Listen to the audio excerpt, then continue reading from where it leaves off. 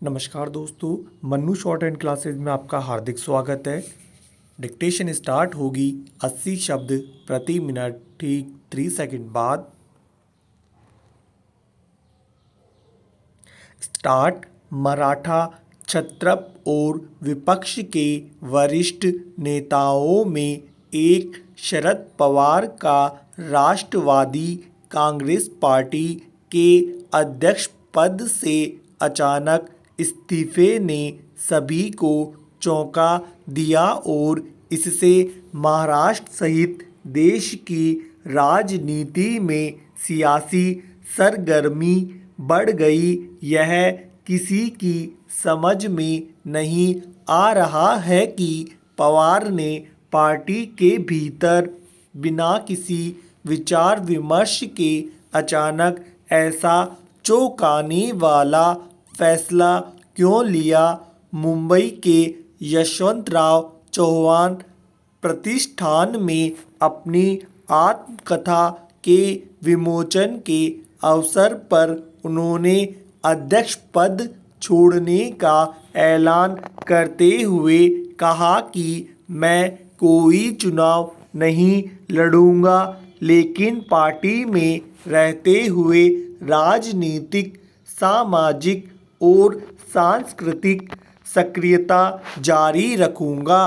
पवार के इस्तीफे की घोषणा के बाद काफ़ी लोगों ने उन्हें मनाने की कोशिशें की। इसी बीच एनसीपी के नेता व पवार के भतीजे अजित पवार ने कहा कि वह अपने फैसले पर 1-2 दिन में पुनर्विचार करेंगे।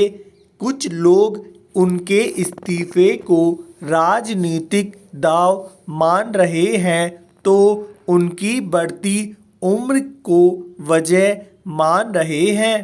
पवार 82 साल के हैं और यह उम्र सक्रिय राजनीति के लिए ज़्यादा ही है, मगर पिछले सितंबर में जब उन्हें 4 साल के लिए फिर से अध्यक्ष चुना गया तब उन्होंने पद छोड़ने का कोई संकेत नहीं दिया था।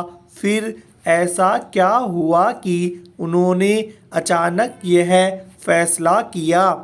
दरअसल पिछले कुछ दिनों से पवार के भतीजे अजित पवार के भाजपा में जाने की अटकलें जोर पकड़ रही है, जिसे लेकर एनसीपी में टूट की आशंका भी वक्त की जाने लगी थी।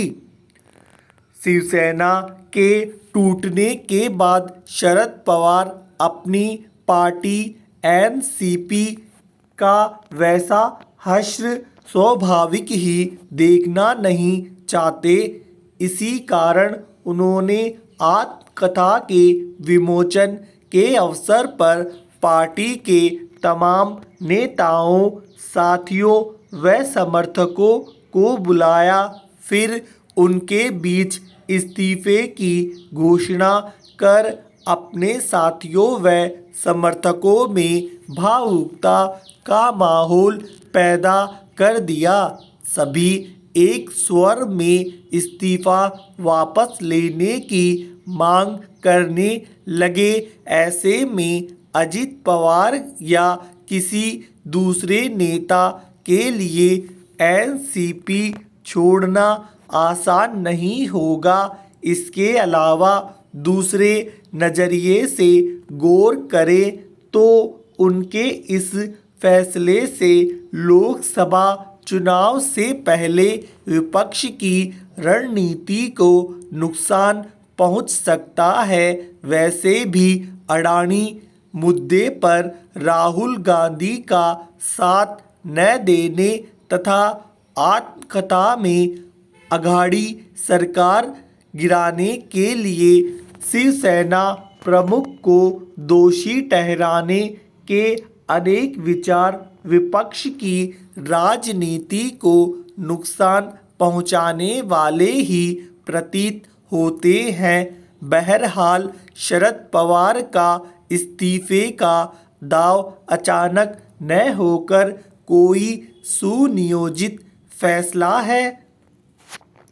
अगले कुछ दिनों बाद इस्तीफे की असली वजह का रहस्य खुल सकता है।